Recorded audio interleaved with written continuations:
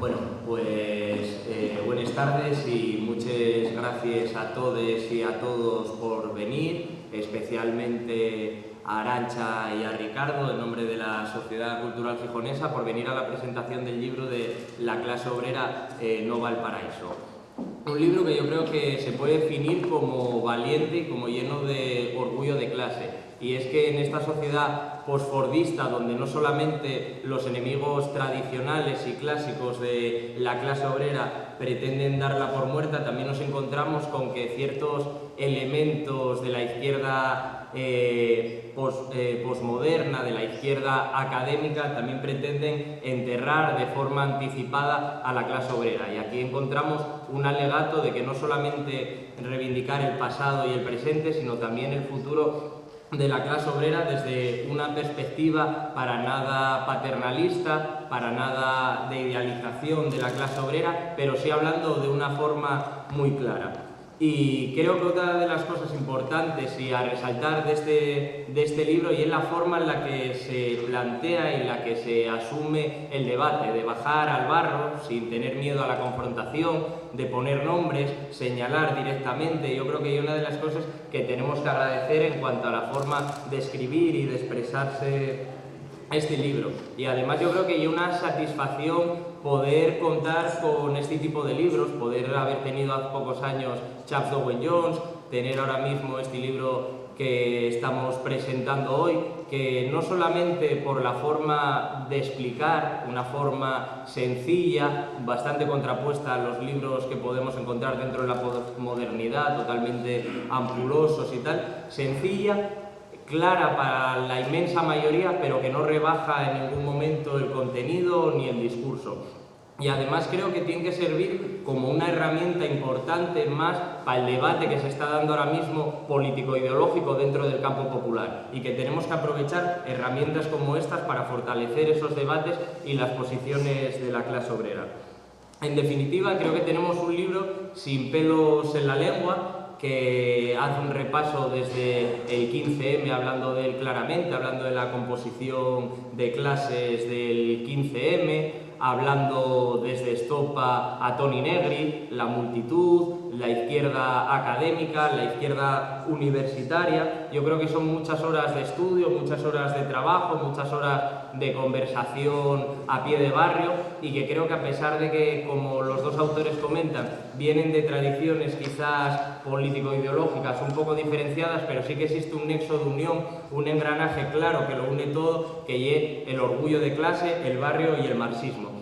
Entonces, bueno, yo sin enrollarme mucho más, que lo importante es que hablen ellos, pues te doy la palabra y agradezco una vez más a Arantxa y a Ricardo Lega por estar aquí. Bueno, creo que te paso a ti primero la palabra.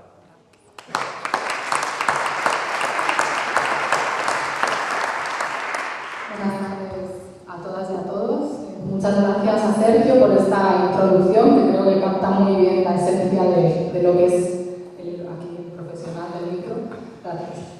Y muchas gracias también a los compañeros de la Sociedad Cultural Gijonesa por habernos invitado a venir a dialogar con vosotros y con vosotras. Efectivamente, este libro surge del orgullo, es muy evidente, sobre todo en la introducción, y creo que lo repetimos en muchas ocasiones, que lo que nos mueve es el orgullo por pertenecer, como ya hemos dicho muchas veces, a una clase que no está manchada del sudor ajeno, de la sangre ajena, de la sangre de los buenos ajena, y que bueno, que en definitiva puede ir por el mundo con la cabeza bien alta, ¿no? Por su honradez yo creo que la mayoría de los casos. Pero también este libro surge de la rabia de ver cómo nos estaban desapareciendo del debate, cómo nos estaban ninguneando, cómo los trabajadores y los hijos de trabajadores no encontrábamos referentes con los que identificarnos en el discurso académico, en el discurso mediático, ni se diga los programas estos de la televisión basura, donde los trabajadores o van al diario de Patricia o llenan otro tipo de programas como Hombres, Mujeres y viceversa, y todo esto, ¿no? Y queríamos pues entrar a un debate porque creíamos que había una confusión al respecto, ¿no? La confusión de decir que ya no hay clase obrera, que hoy todos somos precariado, comunitariado, cuando no precario sin más. Y esto para nosotros implicaba afirmar que ahora el centro es la precariedad, como si antes no hubiera habido precariedad, como si fuera la característica distintiva del trabajo en este siglo XXI. No sé si se ha oído el sonido, no, perdón. Y esta confusión reinante implica que olvidar que el trabajo y las relaciones sociales que se establecen en él sigue siendo una categoría central para entender el capitalismo, por mucho que los posmodernos digan lo contrario. Es decir, yo puedo ser mujer, puedo ser lesbiana, puedo ser afrodescendiente, puedo ser muchas cosas, pero seguramente también soy una trabajadora o un trabajador que está sujeto a relaciones de explotación en el capitalismo, a no ser que yo sea un indígena que vive en la Amazonía y esté en un sistema social y económico de autarquía, que esto, desde que cayó el muro de Berlín y desde que cada vez el capital ha ido dispersándose más por el mundo, pues cada vez es más minoritario, ¿no? Y no encontrar a alguien que esté sujeto a las relaciones de capital-trabajo. Y además es que hoy en día esa contradicción capital-trabajo es más fuerte que nunca, como se ha puesto de manifiesto con la crisis, con esta crisis que estamos padeciendo, las clases populares, que algunos ya tildan de crisis civilizatoria, porque pone en entredicho incluso la propia subsistencia no solo del sistema capitalista, sino también del planeta Tierra. Sí es evidente que hay una precarización creciente en el mundo del trabajo, esto no lo vamos a negar, pero esto no cambia la esencia de que hay un sujeto explotado, tampoco la identidad, a no ser, como comentábamos ayer, que seas un tal Benjamín Sierra, que era este chico que se fue a Londres y estaba indignado porque le pagaban y comía nada y menos y lo pillaban por limpiar retretes. Y bueno, a no ser que descubras por primera vez que existe el trabajo, que existe la explotación, que existen las relaciones de explotación, valga la redundancia, y que no son muy bonitas en términos generales, pues a no ser que seas eso, ves que existe esa identidad, ¿no? Y este libro está levantando muchas ampollas en algunos sectores, no voy a mencionar cuáles, porque luego se nos acusa de ser antisindicalistas y demás, todo lo contrario, porque nosotros creemos que hacen falta no más sindicatos, sino que los sindicatos que tenemos sirvan realmente para lo que fueron creados. Pero se nos tilda de esencialistas como si nosotros defendiéramos una visión folclórica y estática de la clase obrera, como siempre decimos, ¿no? Ese ejemplo de trabajador con el mono azul, que firma ducados, que es machista, o sea, sin tener en cuenta que, obviamente, como nosotros explicamos en el libro, la clase trabajadora se ha transformado en paralelo a las transformaciones del sistema capitalista y es una clase muy heterogénea. Y bueno, quien diga lo contrario, pues es que está ciego ante la realidad. Pero pese a esta heterogeneidad y pluralidad de formas y colores, creemos que la clase obrera existe, hay una identidad que es como un hilo rojo que se puede percibir en la historia a lo largo de la sucesión de las luchas de clases. Pero también la clase obrera significa unos valores y unos principios y unas formas que los que venimos de ella podemos distinguir. O sea, ese olfato, ¿no? Cuando uno percibe esta tipa es un pijo, y a lo mejor es algo que solo verlo puede darse cuenta de ello sin haber hecho un análisis sociológico erudito, ni sin saber lo que tiene en su cuenta corriente, ni demás, ¿no? Y claro que estos valores y esta identidad y principios y todo pueden mutar, pero creemos que mutan de manera dialéctica, a la vez que muta el otro que tiene enfrente, ¿no? Porque siempre es una relación el tema de la clase. Y bueno, creemos que es muy importante, bueno, yo ahora voy a hablar solo por mí, me parece muy importante que este libro esté coescrito por el Nega, que es un ídolo de masas, un intelectual orgánico de la clase obrera, una persona que gracias a su trabajo con los chicos del maíz, el trabajo que han hecho Tony, Nega y Víctor Boca, ¿no?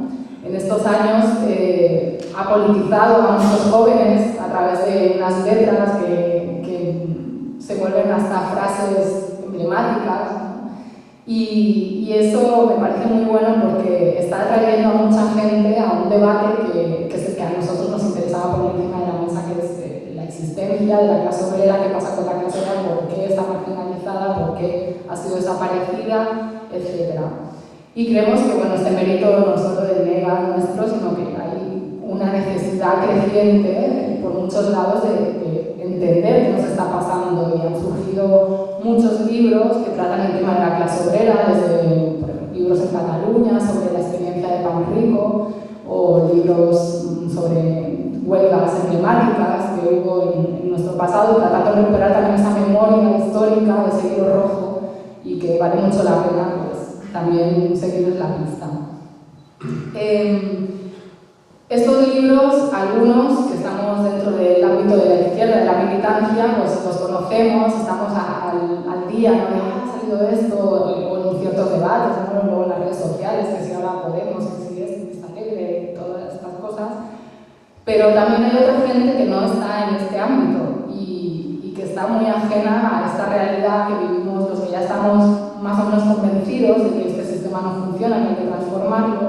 Y esos otros son a los que nosotros queremos atraer al debate. Sabemos que no es fácil porque, como decimos en el libro, la mayoría de nuestros familiares, amigos, vecinos, que no militan, que a lo mejor no pudieron llegar a la universidad o no quisieron. Bueno, sería un debate porque a veces no querer también es no poder implícitamente, pero bueno, digamos que no pudieron, para ser más justos, pues esta gente es la que nos interesa, ¿no? Y es a los que nosotros necesitamos movilizar.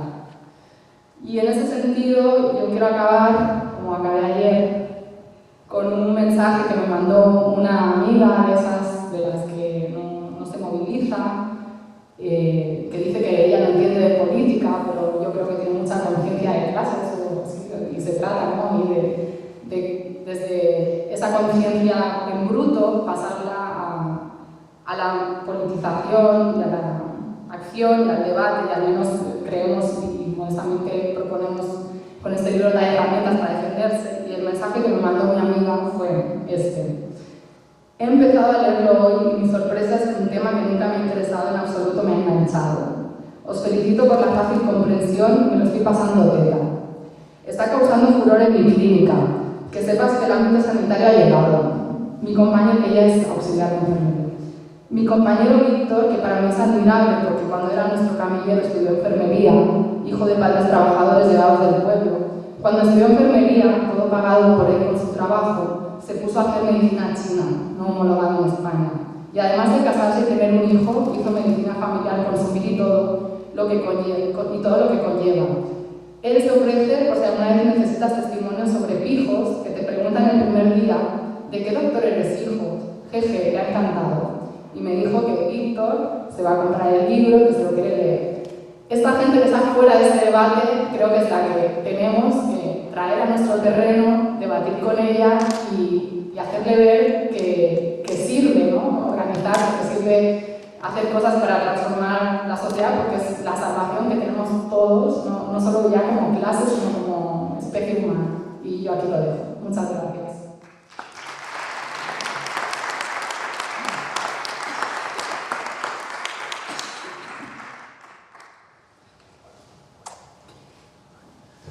Hola, buenas tardes a todos y a todas. Muchas gracias por estar aquí. La verdad es que hemos sido breves. Yo creo que también voy a ser breve porque llevamos ya muchas charlas, muchas presentaciones y nos hemos dado cuenta de venir aquí a soltar la chapa y eso. Y que vosotros escuchéis, pues no tiene mucho sentido. No vamos a ser breves porque lo que nos gustaría es que participarais, ¿no? Hemos comprobado que los mejores debates se forman cuando la gente participa y cuando se monta el jaleo.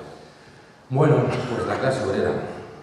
Nos lanzamos a escribir este libro porque con toda esta ola de movilizaciones que se dio a raíz del 15M, ¿no? Nos dimos cuenta de que había una ausencia significativa, que era la ausencia de la clase obrera, ¿no?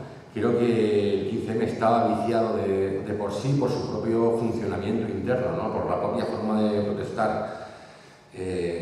¿Quién que trabaje todos los días, que se levante todas las mañanas a las 6 de la mañana para ir a currar, puede irse al centro de una ciudad a acampar con una tienda de campaña, ¿no?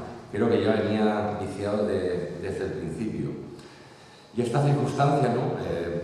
Que bueno, que vimos ahí una ausencia significativa, enlaza con otra, que es la cuestión de los partidos de izquierda transformadora o los partidos que defienden a las clases populares. Nos dimos cuenta de otra ausencia muy brutal, ¿no? Y lo pudimos comprobar con Izquierda Unida, lo comprobamos con Podemos, lo comprobamos con las CUP en Cataluña, y es que según el CIS no obtienen respaldo entre la clase obrera. La mayoría de votantes de los partidos de izquierda transformadora tienen su mayor grueso de votos en gente muy joven, universitaria o entre las clases medias, ¿no? Y eso es algo terrible, ¿no? Porque al final, ¿qué pasa aquí, no? Luego pasa, pues, como con el Brexit en el Reino Unido, fue una auténtica locura, ¿no? Cuando salió el sí, bueno, votó cerca de un 60% de británicos. O sea, es decir, un 40% de británicos pasaba absolutamente de una cosa tan fundamental como es que tu país, que tu Estado pertenezca a una institución como la Unión Europea. Y a mí me alucina pues eso, que un 40% de británicos y británicas se quedaran en casa, ¿no? Al día siguiente de salir el resultado, la pregunta más buscada en Google en el Reino Unido era ¿qué es el Brexit? ¿No? Es un poco alucinante. Es un poco alucinante. Cuando el referéndum en Escocia votó un 80% de escoceses y escocesas y se vendió como una altísima participación, pero a mí me asusta un poco, ¿no? Que hubiera un 20% de personas que algo tan fundamental como a qué país quieres pertenecer. O sea, no estamos hablando de una consulta para decidir qué tipo de farola ponemos en la avenida, o si ponemos un parque, o si ponemos un colegio, ¿no? Estamos hablando de a qué país quieres pertenecer, ¿no? Pues, ¿sabéis qué ocurre? Que en estas decisiones, tanto la del referéndum como la del Brexit, la gente que no participa, que no votó, generalmente es gente que pertenece a la clase obrera, ¿no? Y eso nos llamó mucho la atención, tanto en circunstancias como esta, como con los partidos de izquierda transformadora, ¿no? Hay una distancia muy enorme entre la movilización política y la clase trabajadora. ¿Por qué ocurre esto? Pues bueno, hay muchos motivos, ¿no? Pero la clase obrera ha desaparecido del lenguaje político y sobre todo del lenguaje académico y del mundo universitario. Como decía la compañera, ha sido sustituida por conceptos como precariado, como cognitariado, intelectual, a veces incluso con multiculturalismo, con multitud, que nos diría Negri, ¿no? Toda la historia esta llega en 1973, la crisis del petróleo, nos llevamos las fábricas a China y a México y bueno, entonces la clase obrera desaparece, ¿no? Aquí pasó en los años 80 con la reconversión que nos hizo Felipe González, aquí en Asturias y en el norte, lo conocéis bien, ¿no? El proceso de desindustrialización. Y bueno, la misma gente, los mismos teóricos que dicen o decían que la clase obrera ya no existe porque ahora existe el precariado o el cognitariado industrial, esa misma gente resucita a la clase obrera y la utiliza como chivo expiatorio, ¿no? Y eso es algo que me molesta mucho con las victorias de Trump en Estados Unidos o con las victorias o la hegemonía electoral de Le Pen o con las últimas elecciones generales en Austria, ¿no? Que casi gana la derecha nazi. Pues de repente reaparece la clase obrera, ¿no? Y reaparece la clase obrera para justificar estas victorias, ¿no? Es algo que me pone de los nervios, ¿no? Porque también habría que preguntarse por qué ocurre esto, ¿no? Porque se me caía el mundo a los pies cuando veía al señor Donald Trump diciendo a las grandes corporaciones que como se lleven la fábrica a México, los va a pedir impuestos, ¿no? Y es como, joder, eso es lo que tendríamos que estar diciendo nosotros, ¿sabes? No estar con tonterías de precariado o de cognitariado y demás. Creo que esto nos debe hacer reflexionar en dos sentidos. El primero es que la clase obrera existe y es muy permeable a los discursos incendiarios, porque recordemos que la clase obrera es la más castigada por la crisis y está muy harta, ¿no? Creo que vivimos un momento de crisis en el que si no se da por la izquierda, se va a dar por la izquierda de verdad. Se va a dar por la extrema izquierda, ¿no? Creo que ahora mismo la clase obrera es muy permeable a esos discursos incendiarios, a los outsiders, a que se llame a las cosas por su nombre, ¿verdad? Y luego, por otro lado, tiene que darnos que pensar en el sentido en el que, vale, es posible que hemos sufrido la deslocalización, se han desmantelado las fábricas, pero creo que la clase obrera, con su identidad, trasciende más allá de la fábrica, ¿no? No importa si hay fábrica o no, si antes ha habido ese hilo rojo que comentaba Arantxa, ¿no? Nosotros siempre ponemos el ejemplo de Vallecas o San Marcelino en Patrais. Aquí no sé cuál sería el barrio adecuado, supongo que la cuenca minera, aunque no haya las minas que había antes, sigue teniendo ese carácter obrero, ¿no? ¿Por qué decimos que Vallecas es un barrio obrero? ¿Está lleno de fábricas? No, porque existe un pozo que se ha pasado de padres a hijos que hace que permanezca esa identidad, ¿no? y esa conciencia. El problema es, como decía la compañera, ¿no? Que para muchos de estos teóricos la clase obrera sigue siendo el obrero industrial de mono azul que tira cohetes y que fuma ducados, ¿no? Y creo que es una visión de la clase obrera muy folclórica, ¿no? La clase obrera ha ido transformándose con el capitalismo. Por añadir alguna cosa más al debate que comentamos en el libro, la cuestión de la paridad en los partidos de izquierda transformadora, los partidos que abogan por las clases, por la liberación o emancipación de las clases populares, ¿no? Se nos acusa un poco de locos, ¿no? Y quizás es una medida, una propuesta un tanto polémica, ¿no? La cuestión de la paridad en los partidos de izquierda, ¿no? Creo que no es ninguna locura, ¿no? Creo que está súper asumido que haya cuotas de paridad de género para las mujeres, o en Estados Unidos lo hemos visto con los afrodescendientes, hay cuotas para los afrodescendientes, o las hay para personas de etnia gitana, porque es una locura para un partido que dice defender a los de abajo, reservar una cuota de miembros para gente que de verdad viene de abajo, ¿no? A mí se me cae el mundo a los pies cuando veo partidos de izquierda transformadora o partidos que apelan a los de abajo y ves que toda su cúpula dirigente, ninguno viene de abajo, ¿no? Sería como tener una organización antirracista en Estados Unidos llena de blancos, o como tener una asociación feminista llena de hombres, ¿no?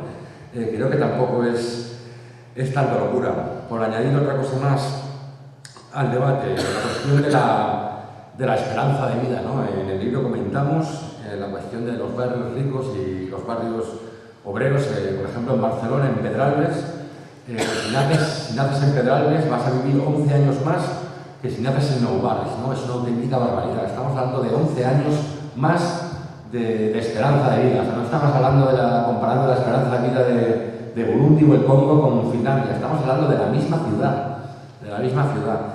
Pensamos que es un auténtico genocidio social. Y nada más, muchas gracias. A ver si todos nos animamos y debatimos. Muchas gracias por estar aquí.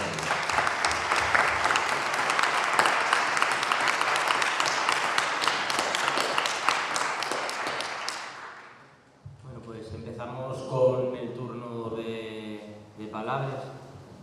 Ahí hay micrófono y eso.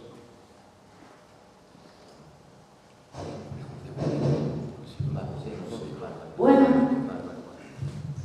a ver, yo la pregunta que quería hacer era sobre la clase obrera hoy y si el fascismo se apropiaría en unos años del movimiento obrero, dada la situación de que los partidos de izquierda transformadora como Podemos no tienen tanto apoyo entre la clase obrera y mientras que Trump, Le Pen estaban ganando el terreno político y ese era el miedo que tenía, que en unos años el fascismo se apropiara del movimiento obrero. No es que vaya a pasar, es que ya está pasando, ¿no? El caso de Trump es más complicado, ¿no? Porque creo que se ha exagerado bastante ese apoyo a la clase obrera. Sí que es cierto que ha habido estados tradicionalmente demócratas y estados o zonas tradicionalmente industriales, obreras y demócratas que lo han apoyado, pero no es tanto, ¿no? No olvidemos que no deja de ser multimillonario y representa a las élites como nadie. Pero el caso de Le Pen en Francia es dramático, ¿no? Porque los mismos barrios obreros que en los años 60 el Partido Comunista era un bastión inexpugnable y arrasaba, hoy esos barrios son absolutamente de Le Pen. Es que, claro, escuchas los discursos de Le Pen y si apartas, dejas a un lado la cuestión migratoria, joder, es pura extrema izquierda, pero extrema izquierda de verdad, ¿no? Y ves que hablan con esa claridad, con esa ir a los problemas concretos, ir a ponerle nombres y apellidos a las cosas y claro, te quedas desvalido, ¿no? Porque luego ves a nuestros representantes que siguen ahí cuidando las formas, que siguen, no digas Calvilda, que no, y al final es un poco frustrante, porque no es que vaya a pasar, no es que la extrema derecha o el fascismo se vaya a apropiar del movimiento obrero, es que lo está haciendo. O sea, en Francia es una realidad muy triste, por cierto. Creo que es Alberto Garzón el que muchas veces, quizás no solo él, muchas veces dice que el 15M fue el antídoto para evitar que la salida a la crisis, la respuesta política fuera la ultraderecha, que cayéramos en manos del fascismo. Yo creo que si eso fuera algo positivo del 15M, que ayudó a señalar que había un problema de estructura, de una crisis, aunque un poco confuso, ¿no? Con esto de los coches oficiales, con las manitas al aire, cosas que a los que venimos de la militancia más tradicional pues, nos sacaban un poco de onda, por decirlo así. Pero no se puede afirmar que eso vaya a pasar o no, esto va a depender de la lucha de clases, va a depender de lo que hagamos y sobre todo de lo que haga esa izquierda para conectar con las inquietudes y los problemas que tiene la clase obrera. ¿Cómo? Aquí hay la cuestión. Nosotros, además de lo de la paridad, pensamos que la izquierda tiene que parecerse a la clase trabajadora, pero no por una cuestión estética, táctica y de marketing electoral, sino porque sería ideal que la clase trabajadora tomara su papel histórico y tomara las riendas de la transformación de la sociedad, porque cuando la clase obrera se moviliza, cambia la cosa, ¿no? Como ahí decimos, el sistema no le preocupa que 4 licenciados, que vienen a lo mejor de la pequeña burguesía o algunos que militamos, que tengamos un discurso ecologista y tal, sí está muy bien. Cuando una persona normal y corriente, no digo que los otros no sean normales y corrientes, pero la madre de casa que nunca se ha politizado, el NINI que llaman, el CAIN, el Garrulo, lo que sea, se moviliza políticamente, tiembla. Y bueno, quiero decir esto un poco por rescatar ese sentido gramsciano del optimismo de la voluntad pese al pesimismo de la inteligencia, ¿no? De que a veces lo vemos todo muy negativo, pero pues los que nos consideramos revolucionarios creo que tenemos que siempre ser optimistas y al menos empujar en esa dirección.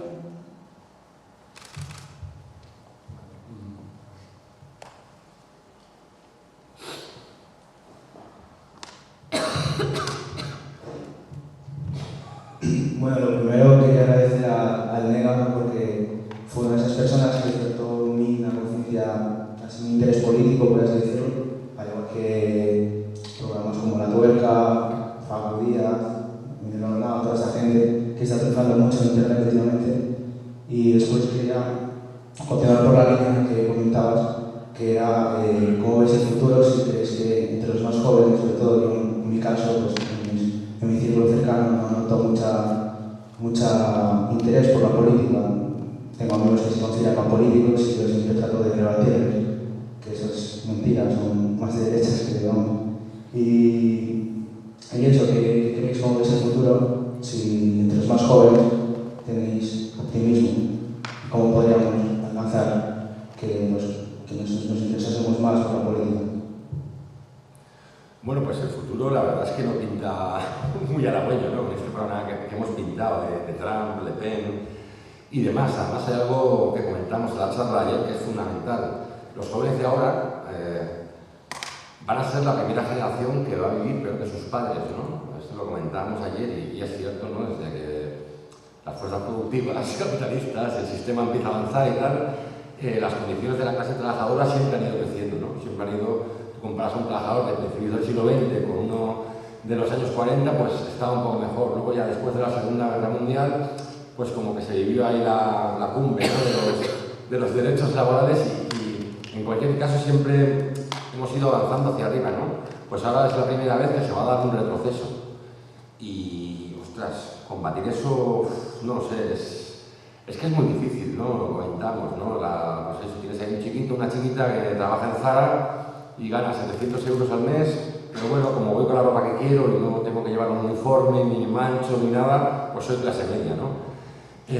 Claro, es que eso es lo que explicamos a lo largo del libro, ¿no? Hay un discurso mediático, hay una cerrazón académica, hay 1000 factores que propician eso, fórmulas mágicas. Yo no tengo, creo que nadie aquí tenemos fórmulas mágicas, ni tenemos la tecla maravillosa a la que podemos pulsar y de repente la conciencia de clase va a brotar como la hierba en el jardín. Pues trabajo, pues organizarse, pues seguir peleando, ¿no? Porque si nos convertimos en pesimistas, pues que apague la luz el último y bueno, sentarse a llorar un rincón a que acabe el fin de los días, ¿no?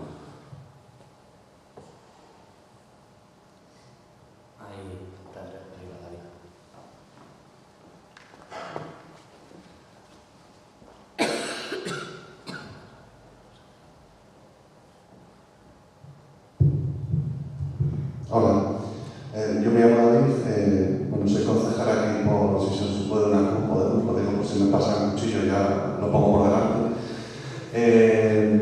A mí hay dos cosas que me preocupan. Una es que enlazo con lo último que acabas de decir, y es que yo nunca he militado en un partido hasta hace 18 meses.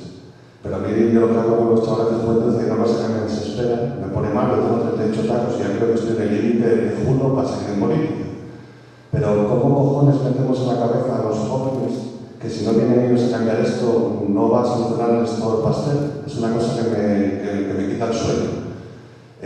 Acabas de apuntar algo, pero no sé si te voy a exprimir un poco más para que soltéis algo más de cómo metemos en la cabeza a la gente joven que son ellos los que tienen que cambiar todo esto. Con todo el apoyo, la ayuda que podamos tener, que puedan tener nuestra, pero son ellos los que tienen que cambiar. Y dos, sobre la clase obrera.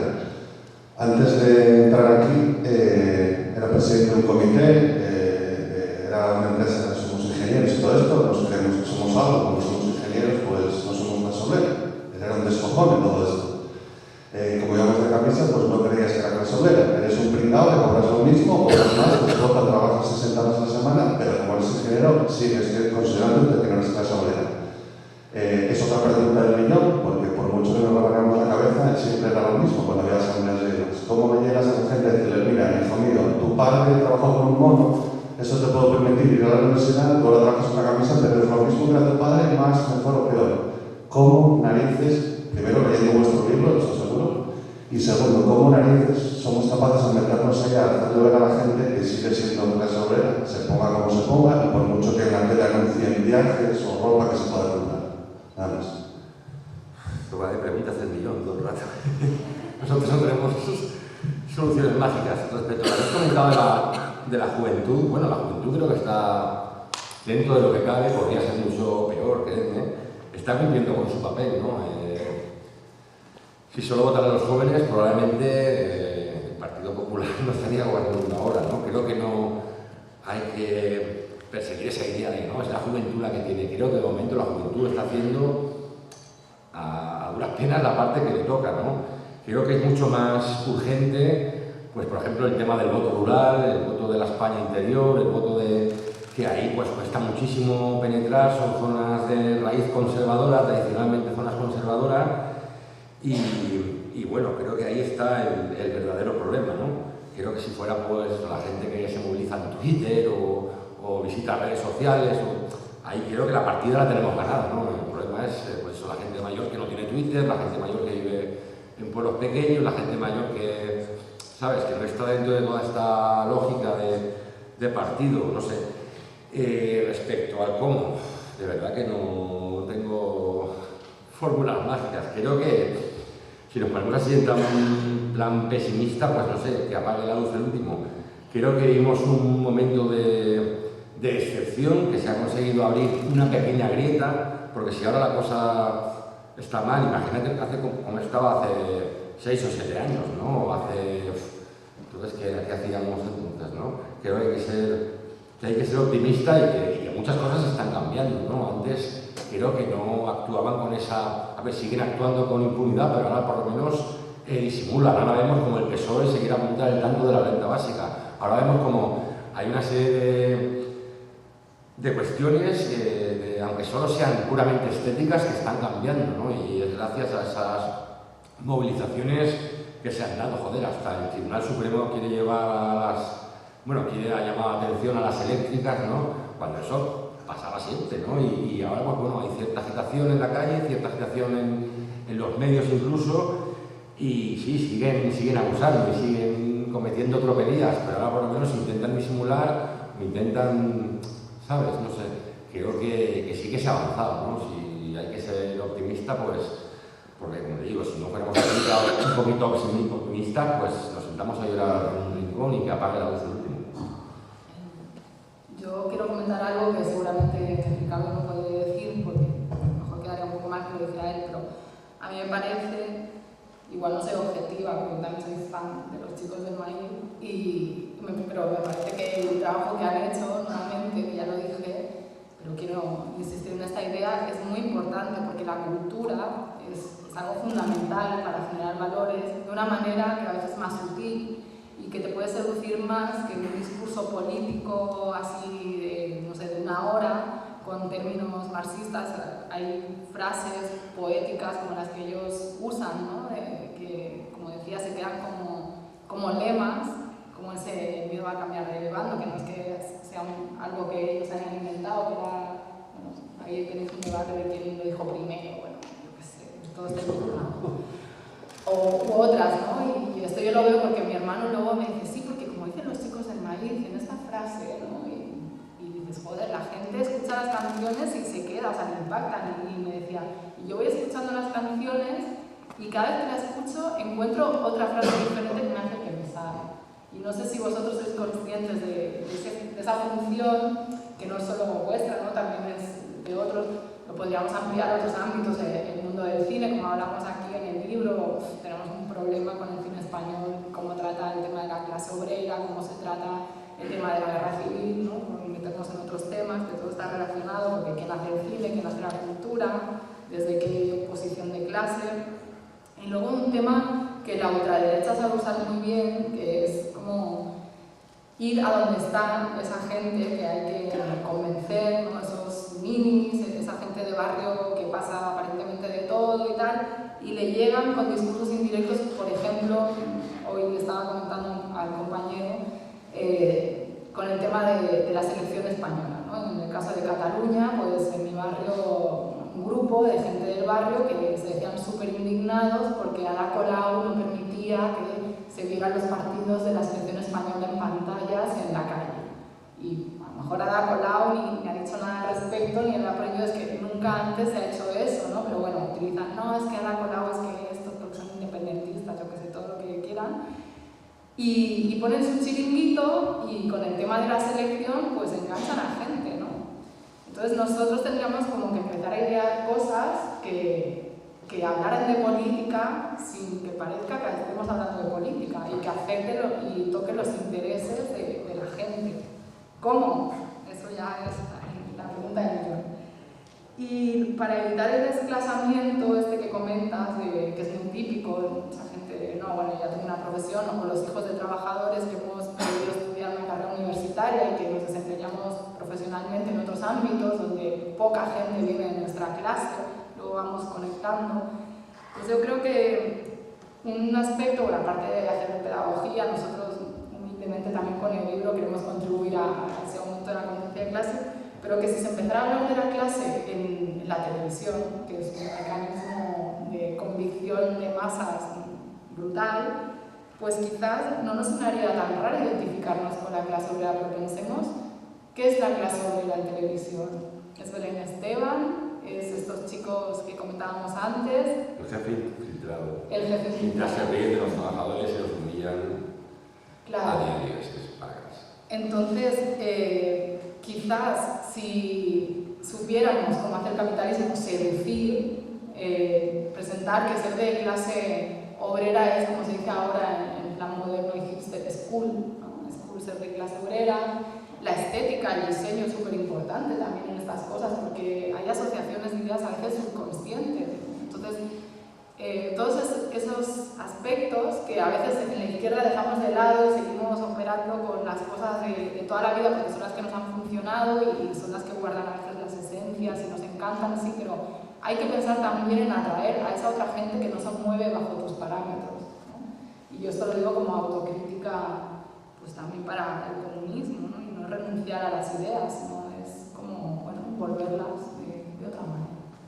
Sí, bueno, gracias por los elogios respecto al grupo, pero bueno, yo creo que nuestro papel es limitado, ¿no? O sea, la transformación o el cambio, la emancipación no va a llegar cuando muchos jóvenes o millones de jóvenes escuchen a los chicos del maíz, ¿no?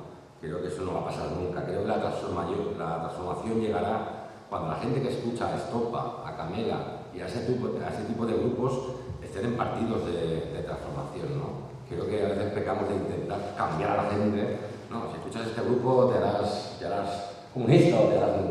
No sé, trata de que vengan a nosotros, de que militen en ese tipo de historias siendo ellos mismos, ¿no? Porque tampoco esto de que tiras a cambiar a la gente, creo que además la gente te ve venir, ¿no? Cuando llegas ahí... Dice que escuchar los chicos del maíz es incompatible con escuchar Estopa, ¿no? No, pero a veces se piensa, ¿no? No, pero más bien es como, perdón, por el diálogo pero que escuchar a los chicos quizás a algunos les sirve como este chico, ¿no? Para politizarse y de ahí eventualmente puede haber una organización, ¿no? Puede haber... Sí, pero yo creo que desde la izquierda, además con todo el tema de la hegemonía que está muy de moda, y se tiende a pensar eso, ¿no? Que la cultura va a cambiarlo todo y la cultura es una herramienta poderosísima y tal. Y creo que se trata de tener hegemonía política, ¿no? Se trata de que se hable de nosotros o se hable de transformación en la cola del paro, en alterar lo cotidiano de las personas, ¿no? O sea, no que escuche determinado grupo o escuche o vea La Tuerca o vea... ¿sabes? No, sino que la gente hable de su día a día, o sea, no hace que todo el mundo vea La Tuerca, sino que la gente hable de lo mismo que se habla de La Tuerca, con otro nivel, por supuesto, en la cola de la panadería, en la cola del INEM, están tomando el fresco en verano, ¿no? Se trata de hegemonía política, no tanto hegemonía cultural, sino hegemonía política. Bueno, esto ya es más.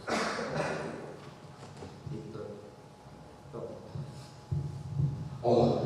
Bueno, yo tengo una vivencia, soy muy viejo, y tengo una vivencia de mis años mozos, años infantiles. Un padre anarquista, unos amigos, los perdedores que habían perdido la guerra civil, las tertulias en los chiles, en voz baja, conciencia de casa a tope. Y bueno, vi pasar la historia, la ventaja de los cuantos años, una desventaja muy grande, pero tiene la ventaja de que viste pasar lo que pasó, ¿no? Toda la historia. Y hablando de la cultura, en un sentido más amplio, que incluso lo que veis vosotros, hablo de la cultura, no de base cultural. La cultura es, como decía mi profesor Huertas Poco, mi maestro Roa, la cultura del pueblo, la cultura del pensamiento que está creando acaba de existir su cultura, ¿no? Hubo una evolución que fue muy fuerte a partir de la transición. Y no fue casual. Los medios modernos de comunicación de masas consiguieron que la clase obrera asumiese esa cultura amplia, asumiese la cultura de los poderosos, la cultura de sus opresores. Eso lo consiguió la televisión basura, lo consiguió toda la mierda que hicieron, y la gente picó con el fuego, picó con eso, y eso se empezó a lanzar el mito de la clase media, eso está aquí en el Revuelo, según clase media. Eso hizo un daño terrible, y fue también un cierto desarrollismo, ¿no? Cambio de ciertas condiciones de vida fáciles que hay que reconocer, y va a ser muy difícil salir de ahí. O sea, la cosa en realidad perdió la batalla cultural. Perdimos la batalla cultural, se ha impuesto la cultura de los dueños, se ha impuesto la cultura del sistema, no la cultura obrera que yo conocí. cuando era niño. Y que luego la Academia de Roma pues, supimos mantener hasta los años 70, ¿no? Luego a partir de ahí, sobre todo al momento que se recoge la televisión, lo fue muy alto, muy suave, muy estudiada. Si vas a las escuelas norteamericanas de psicología, te explica muy bien cómo lo hicieron, pues consiguieron ese estudio cultural. Va a ser muy difícil echarnos abajo. Solamente tenemos una esperanza, que es la demagogia de los hechos. Los hechos son incontrovertibles, están aquí. La crisis económica está ahí, la contradicción que existe total entre productividad y factor trabajo está ahí, con una porción pequeña de la mano de obra disponible y la tecnología actual se va a poder fabricar todo lo que haga falta, y si se fabrica tiene que consumir la gente, si la gente no trabaja no puede consumir, hay una contradicción que siguiendo las ideas marxistas al final, pues el análisis uno marxista, y esa contradicción no puede ser insuperable. Y eso va a obligar a cambiar el paradigma cultural. Pero esas contradicciones, los hechos objetivos no fuercen, va a ser muy difícil. Y así pues, soy optimista, aunque no, ya soy viejo, no nada más. Sí, completamente de acuerdo, ¿no? La clase obrera ha asumido la cultura de los amos, ¿no? Esa cultura individualista, egocentrista. Es alucinante, ¿no?, cómo proliferan en estos tiempos los libros de autoayuda, ¿no? Es alucinante los libros. Cómo hacerse millonario, cómo las personas tóxicas, cómo montar una empresa, y al final lo que proponen son soluciones individuales, porque la autoayuda son soluciones individuales a problemas que son colectivos, ¿no? Como decía una pintada, no odias los lunes, odias el capitalismo, ¿no? Como decía aquel, que es que tengo un sueldo muy bajo, es que tengo condiciones muy malas, es que tengo depresión, ¿no? Y dice, pues tú no necesitas un psicólogo, necesitas un sindicato, ¿no? Pues es un poco así, ¿sí?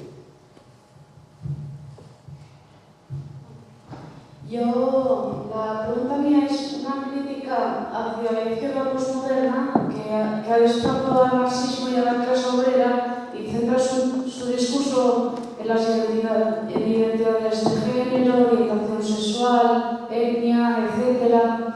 Y bueno, nosotros desde el marxismo lo criticamos por ser una ideología pequeña burguesa porque ignora la clase obrera para centrarse en la identidad individual. Y de hecho el análisis que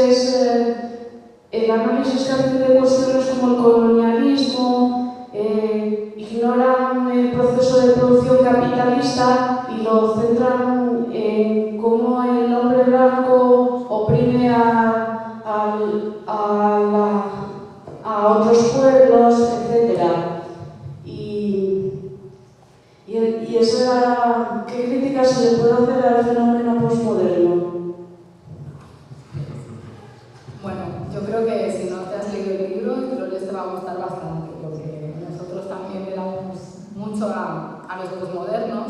Ojo, también reconocemos que tiene sus aportes, ¿no? Porque era relevante destacar esos aspectos que siguen todavía pendientes, ¿no? Como es pues la igualdad de género, el tema racial, étnico, como se quiera llamar, y otros aspectos que en el marxismo clásico quizá no se habían tratado con la suficiente profundidad, ¿no? También hay gente que espera que Marx, que era una persona del siglo XIX, hablara de cuestiones que han surgido posteriormente, ¿no? No digo que todas estas hayan surgido posteriormente, pero bueno.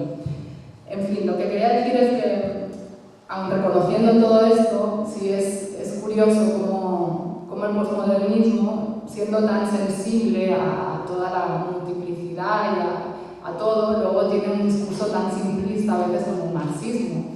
Porque el marxismo, hay un marxismo clásico y claro, hay un marxismo también soviético, pero también hay muchos aportes en estos temas desde el marxismo, es una perspectiva marxista, tanto en el feminismo, en el ecologismo. A veces parece que el posmodernismo es el primero que esté hablando en contra del extractivismo, cuando, perdón, hay grandes teóricos marxistas ecologistas que ahora mismo en el Estado español, como Andrés Sacristán, venían hablando de este tema ecologista desde hace décadas, ¿no? Y bueno, y sí, yo creo que yo que he estudiado en América Latina es un debate que he tenido porque el indigenismo es muy fuerte allí, por ejemplo, en la UNAM, que es donde yo estoy, y a veces cuando sacas el tema de clase es como parece que tú no reconoces que ese aspecto, esa variable de la opresión está presente, sí, pero yo a veces les decía, bueno, ustedes lo que no ven es que en América Latina actualmente hay una jerarquía de pigmentocracia, como decía un profesor, que es una sociedad que en función de tu pigmentación te ubica en un lado o en otro de la estructura social, pero que si hubieran ganado, si en lugar de haber sido el hombre blanco que hubiera ido a conquistar, hubiera sido el hombre negro, o hubieran ganado los indígenas, hubieran establecido un sistema de explotación donde a lo mejor los valores serían otros. O sea que al fin y al cabo el racismo, como explicamos en el libro,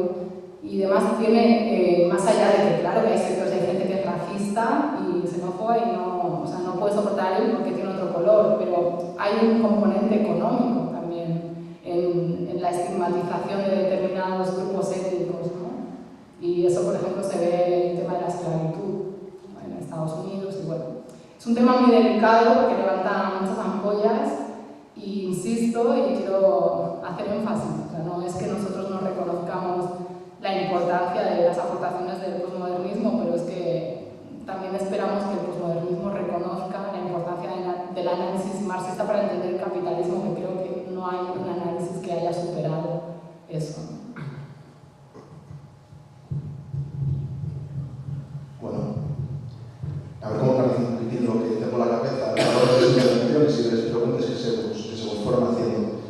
Yo creo que muchas veces cometemos un error que es el hecho de hablar de la clase obrera como si fuera una mascota nuestra, en lugar de asimilar que somos nosotros quienes conformamos al final algo tan básico como la riqueza que puede tener un país o que son los que todos los días trabajan. Hay una serie de criterios culturales que van dentro o intrínsecos en la propia clase obrera y que muchas veces, al analizarlo desde un punto de vista externo y verlo con una perspectiva un poquitín de desconfianza hacia ella, nos hace meternos en determinados debates que no son excesivamente productivos o que hablando simple y llanamente, no interesan a la propia clase obrera.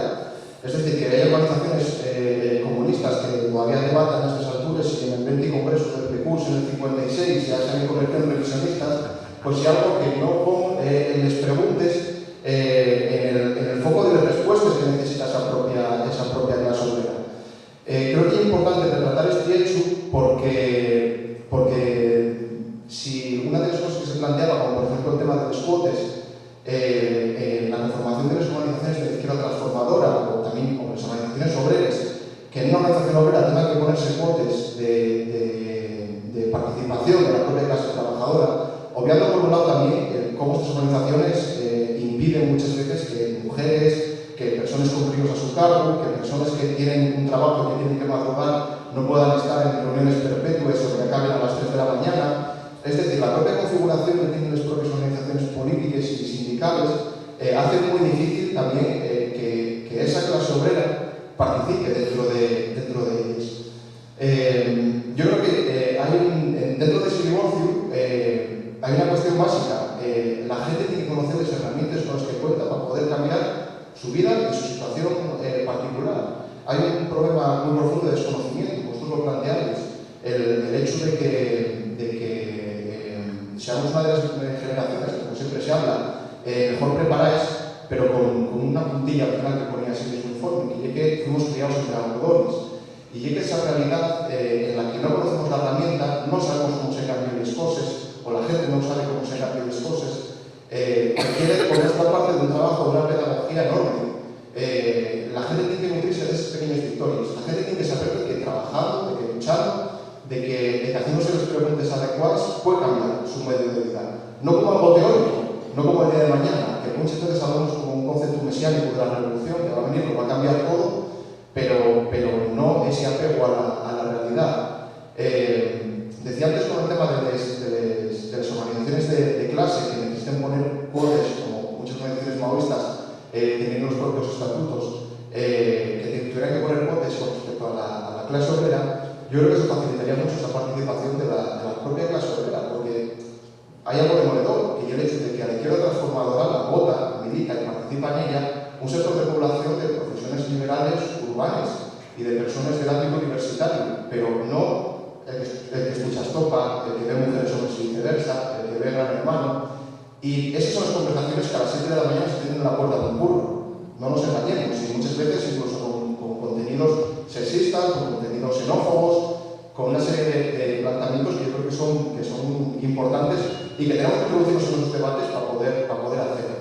La clase obrera tiene que asimilar, igual que como un periodo de aprendizaje, de que a través de la imitación y del conocimiento de que peleando o de que esa lucha trae frutos positivos. En un marco teórico, plantear cosas excesivamente grandilocuentes no trae consigo tampoco que la gente vaya a ver una solución a sus problemas y quizás se deriva hacia la extrema derecha. Pero caemos en un error que yo creo que es fundamental. La democracia, o el postfranquismo, o la pseudodemocracia, o llamémoslo como queramos, permitió la participación política de las personas a través de elecciones, a través de candidaturas, pero hubo otros sectores que estuvieron muy cerrados.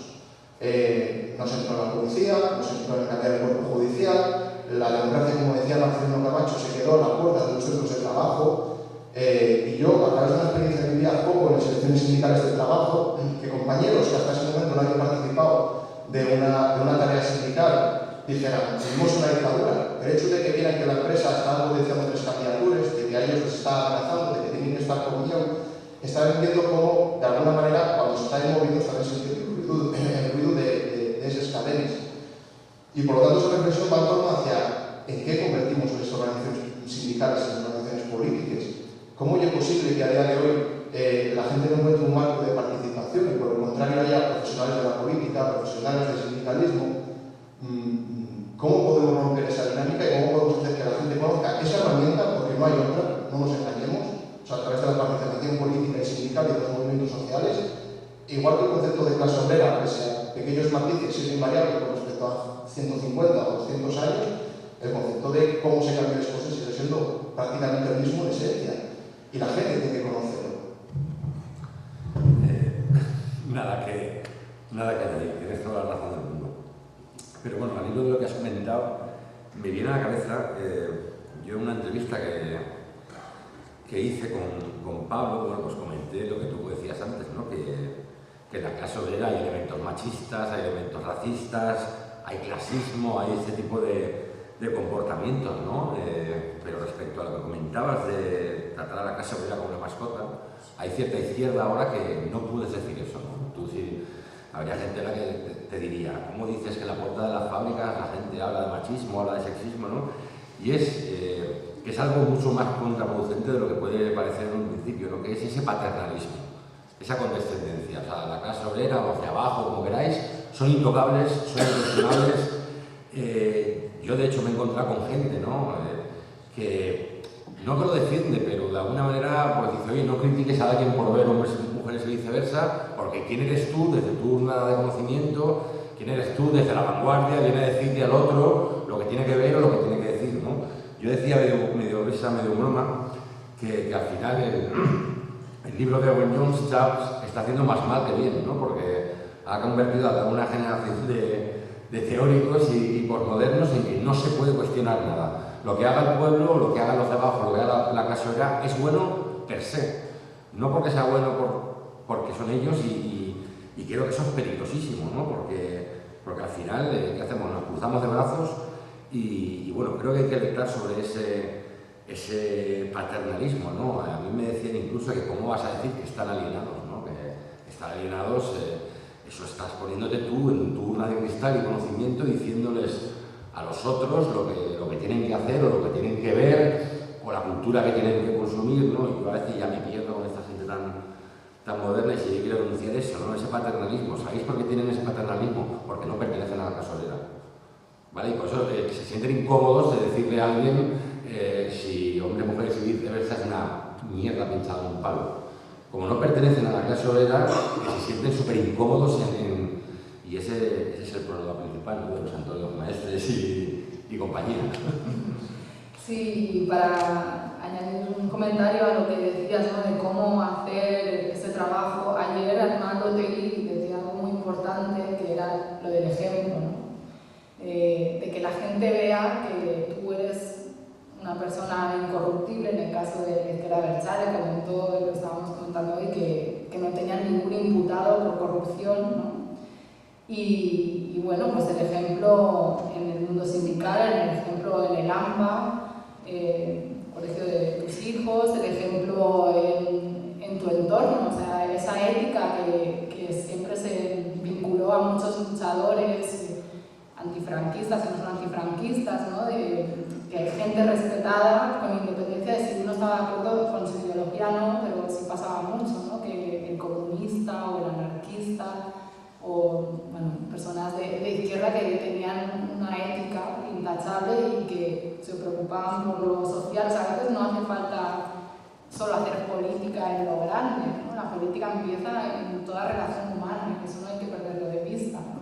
Entonces, a mí se me ocurre que la mejor pedagogía es el ejemplo y, bueno, tener más moral a veces que el alcoyano también, porque cuando uno empieza a ver cosas y cosas y dice, no, madre mía, estamos fatal, y mira a su alrededor, pero mirar para adelante y tener claro que o es eso o ponerse a llorar.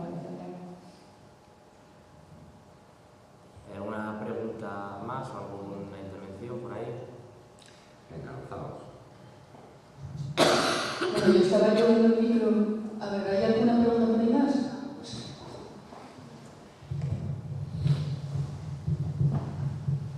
Yo quería ser muy concreto, porque tú, como ya se Arnaldo Tegui y tal, una cosa que oí una vez decir que la izquierda transformadora en este país ahora mismo está triunfando más en los lugares donde había problemas nacionales. Hablamos de Galicia, hablamos de Euskadi, hablamos de Cataluña. ¿Por qué creéis que igual la clase obrera en estos lugares se identifica más con esos partidos o hay un mayor porcentaje de votos, sinceramente?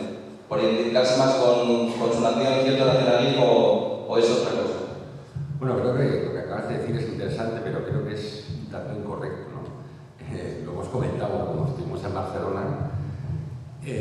La clase obrera más tradicional, a lo mejor los barrios obreros, todo lo que es el cinturón rojo de Barcelona, pues realmente no, ni vota la CUP, ni vota ARC, en el mejor de los casos o no vota, o vota en Común Podem, o antiguamente al PSUV, ¿verdad?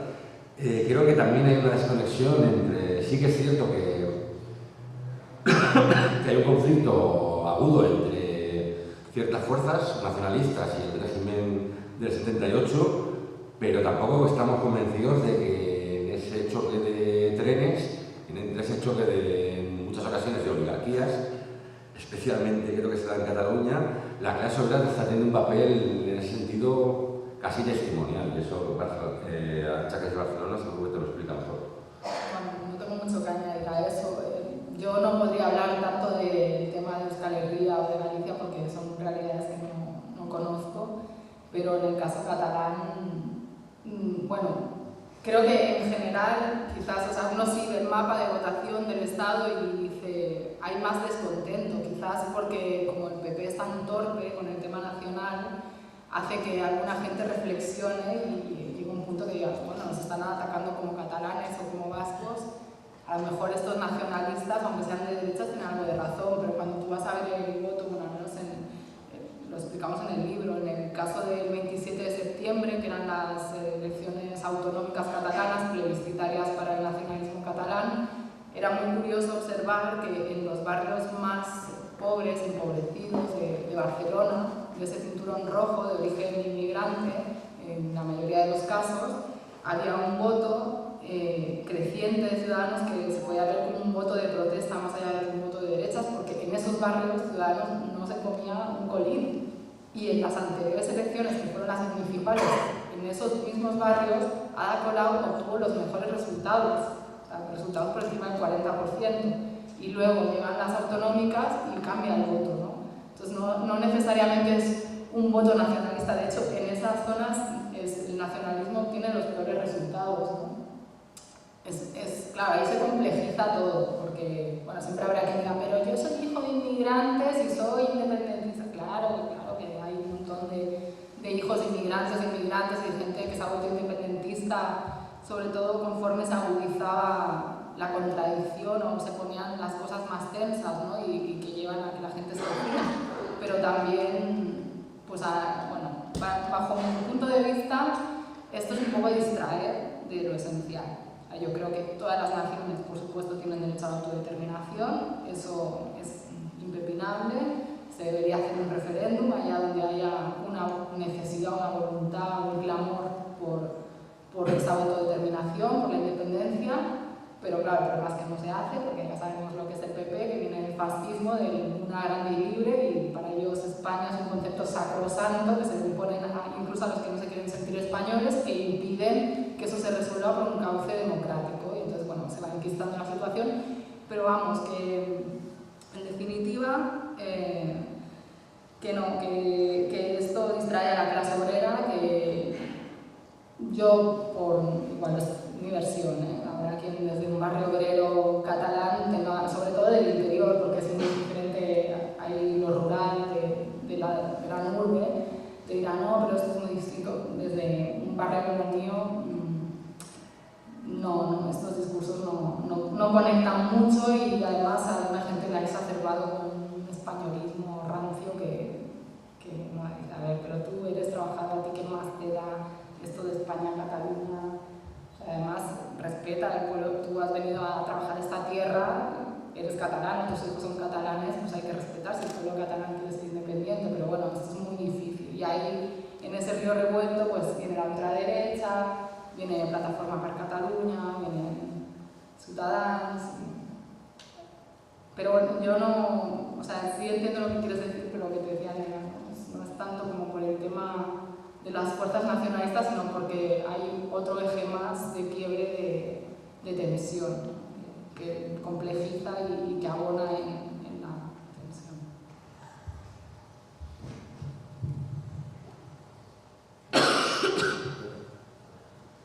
Aunque decía yo que estaba llevando el micro, pero voy a lanzarme a contar una anécdota para levantarnos un poco a todos la moral. Aquí en el campus de Gijón hay un conflicto laboral en estos momentos con las trabajadoras de las cafeterías de este centro, que evidentemente está subcontratado, está privatizado, y llevan unos cuantos días en huelga indefinida. Son 9 mujeres que, bueno, pues tienen una media de edad de entre 40 y tantos y casi 60 años, y que no habían tenido ninguna experiencia de lucha de hasta ahora.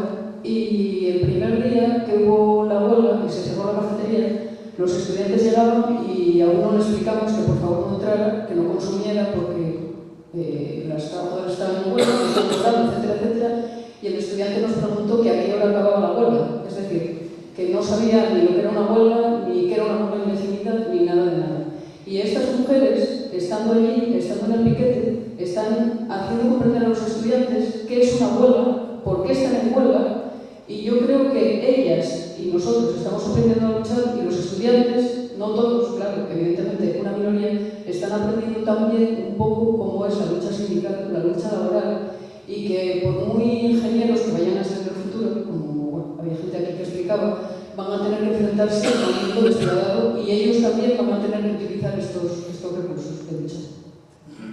Yo aprovecho para contar también una anécdota de mis tiempos de estudiante de la Autónoma de Barcelona, que la Facultad de Ciencias Políticas y Sociales era la más combativa, la asamblea más ultra revolucionaria, aunque muchos de esos luego fueran hijos de, y además los más radicales, ¿no? Que te iban dando lecciones, pero luego decían que un trabajador que iba a una ETT era un traidor, ¿no? Y decían, bueno, es que tú no has visto a tu padre, a lo mejor la golpes contra la pared porque no tiene trabajo, pero en fin.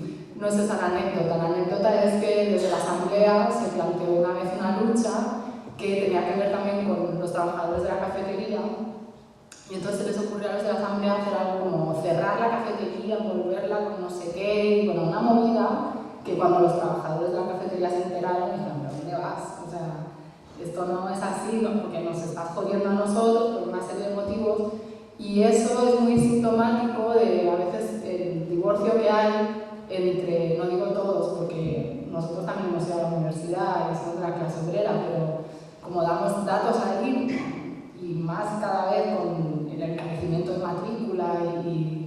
en Bolonia y cómo está montado todo, cada vez menos la clase obrera puede acceder a la universidad y ni se diga a tener un máster, porque ahora necesitas el máster para poder trabajar, ¿no? Cada vez te pone más complicado y eso es, bueno, es innegable y me parece genial que las compañeras estén haciendo pedagogía porque es muy necesario. ¿Hay alguna pregunta más por ahí? Pero luego si se graba por la grabación.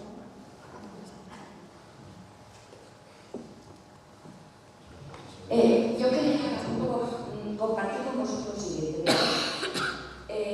Lo que se entendía hasta ahora como clase trabajadora era todo aquel currito que trabajaba un salario más o menos digno y que iba a entrar para adelante.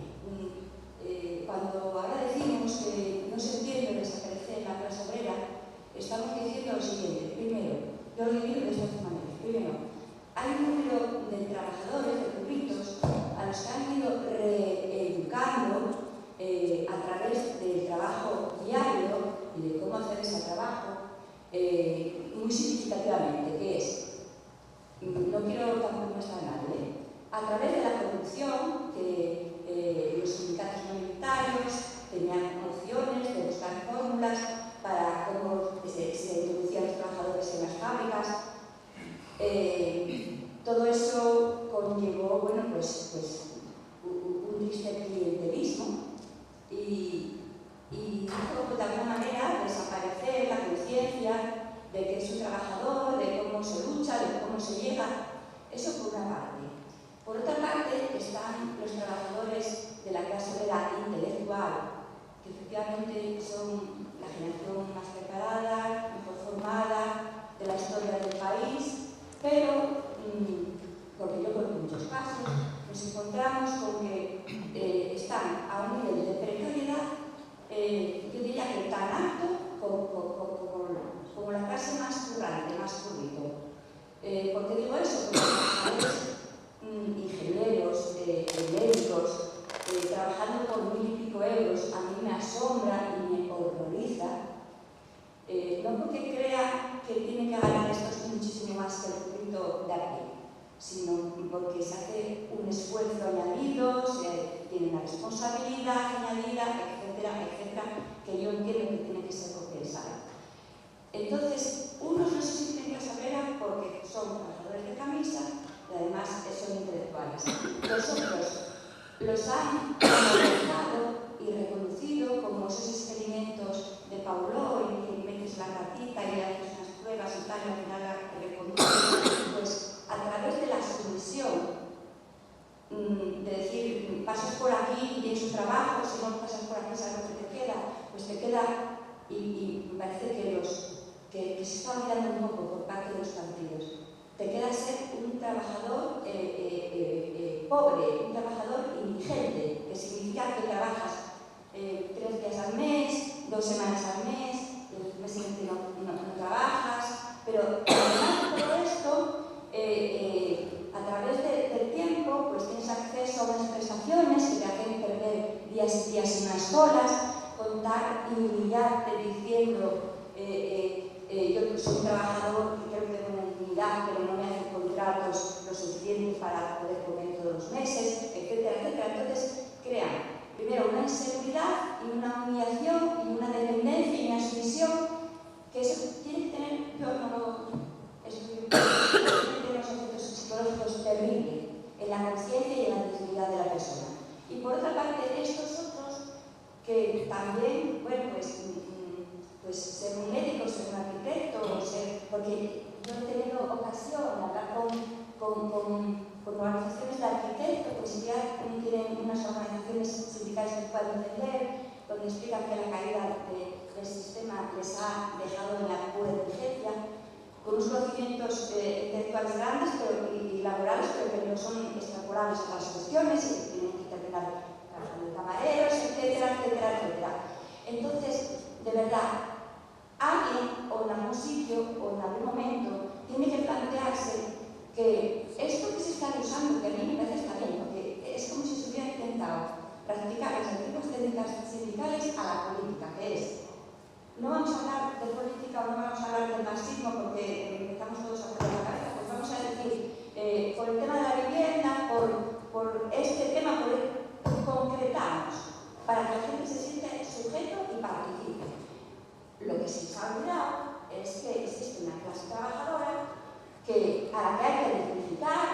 hay que explicar y que concienciar, pero que se puede hacer a través de muchas cuestiones. Pero lo que a mí me terroriza es que yo tengo un conocimiento de gente intelectualmente súper culta, políticamente avanzada y que en los centros de trabajo no se reivindica absolutamente nada. Yo llega un momento que digo, aquí dónde está el cortocircuito. ¿Por qué yo me identifico en mi posición social, en mi participación social, en los avances, y cuando me dan un curro me meto debajo del asiento y ni siquiera saludo? Pues sí, pues porque hay mucho miedo, ¿no? El miedo lo tenemos metido hasta el tuétano-silla. Y lo de lo que comentabas creo que es muy interesante, lo comentamos en el libro, el tema de que ahora mismo, hoy día ya no hay pobres, ¿no? Ahora son losers, son perdedores, con toda esta ideología del coaching, que comentábamos antes, de la autoayuda, pues bueno, de alguna manera te viene a decir que si no tienes trabajo, o si tienes un trabajo de mierda, o si tienes una situación muy precaria, es tu culpa, ¿no? Antes, pues bueno, antes se culpaba al sistema, al gobierno, a una serie de actores, y hoy es tremendo porque eso, ¿no? Ya no hay pobres, sino losers, ¿no? Perdedores. Eso en Estados Unidos está súper afincado, ¿no? Súper metido, ¿no? La gente, lo escuchamos en mil películas, ¿no? El que no tiene el súper trabajo, el que no tiene el súper coche, lo primero que vimos es eres un fracasado, ¿no? Y eso poquito a poco se va instalando en nuestras sociedades europeas. Luego hay otra cuestión que no sé si hemos comentado, pero creo que es fundamental, es la cuestión de la temporalidad. Creo que peor incluso que la precariedad es la cuestión de la temporalidad. ¿Por qué?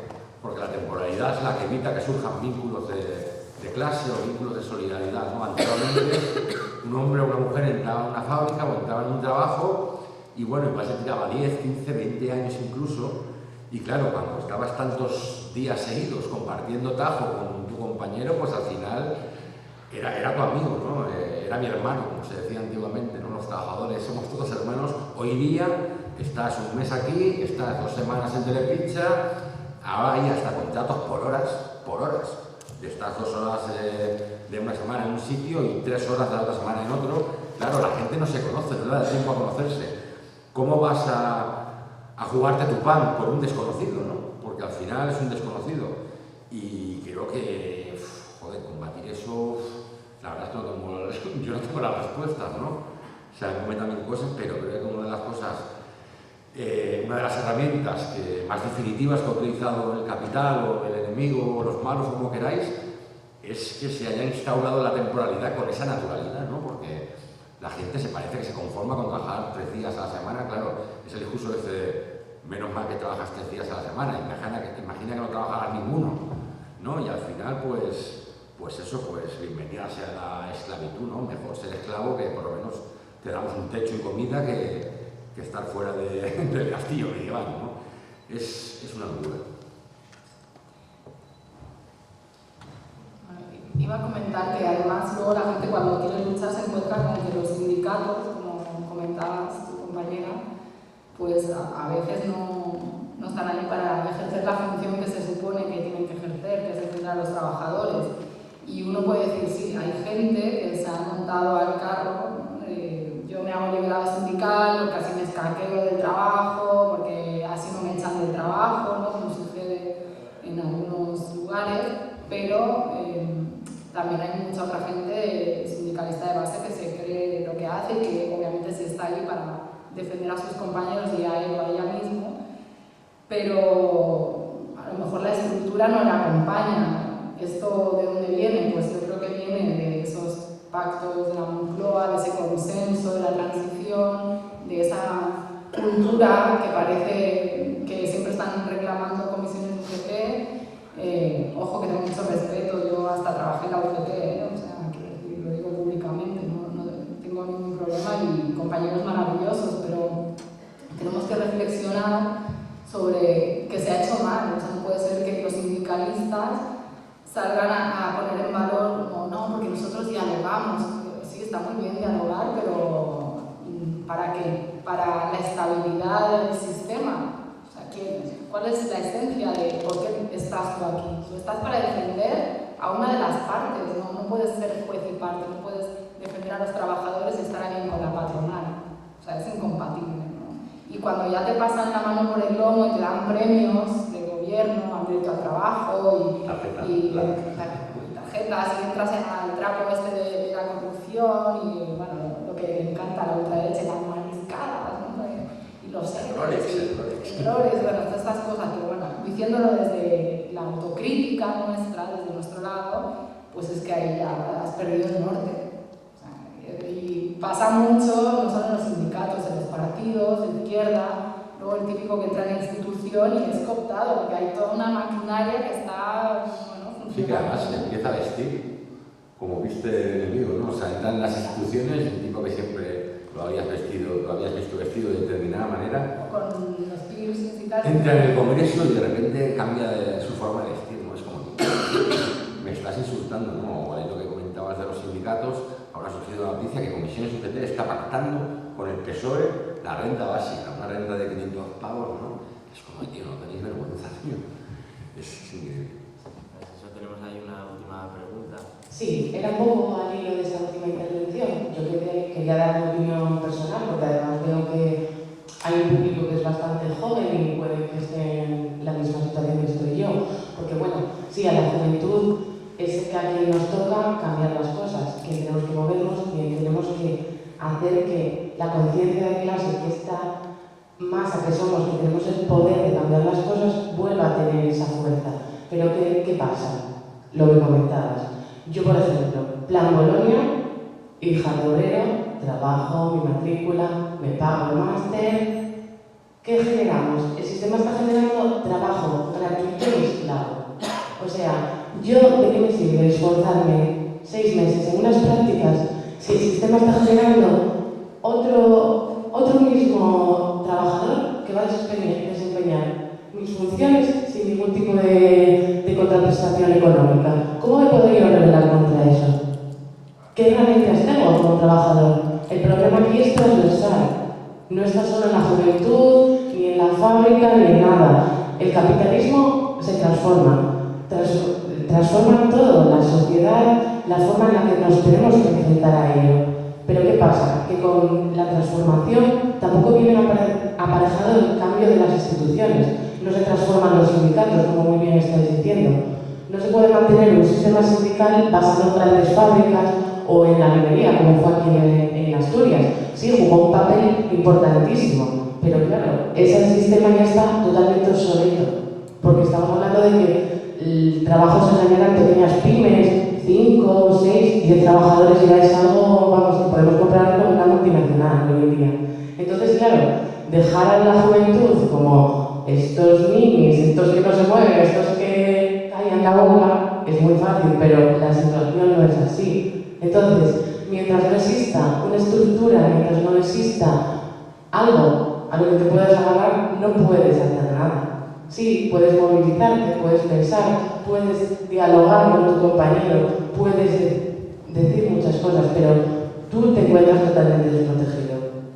Y yo creo que ese es el problema, que sí que hay la clase obrera, se ha perdido la concienciación como clase, ha sido una crónica de una muerte anunciada, hemos visto como poco a poco pequeños sectores se iban precarizando. El ejemplo típico lo podemos encontrar con la hostelería. Uy, qué malo es trabajar en la hostelería, uy, qué malo es trabajar en la hostelería. Pero hemos visto cómo han ido cayendo todos, uno detrás de otro. Ya no importa que tengas una carrera, que tengas un máster, que lleves un mono, que lleves una camisa y una corbata.